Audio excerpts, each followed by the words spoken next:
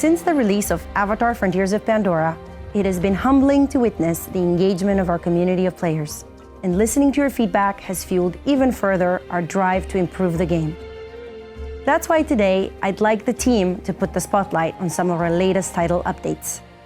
We're excited to have introduced a 40 FPS mode, providing smoother gameplay while maintaining a high visual quality. This feature will be available if you're using a TV that supports 120 Hz and 4K resolution.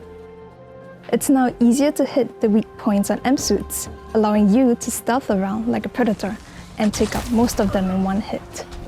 We have increased the time it takes for a unit to call for reinforcements, prioritized the closest, and ensured that only one unit will be making the call.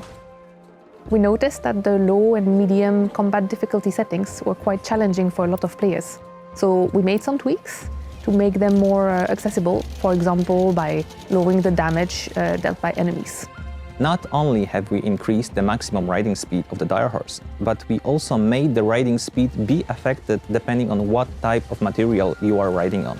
On top of that, players can see animation improvements when riding at various speeds or when using their weapons. In order to make it more convenient to explore upper planes from the back of a dire horse, we made it possible to pick up certain harvestables without dismounting. Using the system interrogation device, or SID for short, is now more intuitive. We have added visual representation of the signal frequency, as well as a prompt feedback on the screen when pressing too hard or too soft. Your Navi senses helps you navigate through the world of Pandora. This has been improved. Harvestable material stats now display all skills and buffs when viewed within the Hunter's Guide and when expecting with your Navi senses. This allows you to plan for the perfect gear.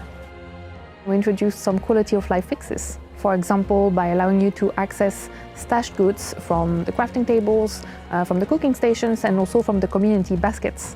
That means you no longer need to move materials from the stash to your inventory in order to use them. To keep you immersed in the game world, audio logs will now play automatically when you pick them up in the open world. I woke up too early. And when it comes to Apex challenges, which are those mini quests that you complete to unlock Apex skills, we've also decreased their difficulty by removing or simplifying some of their conditions. Our engineers have added support for motion aiming with DualSense controllers. After enabling the new setting, players are able to fine-tune their aim with subtle movements of the DualSense controller. And finally, we have implemented a number of additional polish and quality of life improvements to various interactions and haptic effects throughout the game. We remain committed to the game and look forward to delivering to you even more content with our upcoming 2 story packs. Thank you, and see you on Pandora.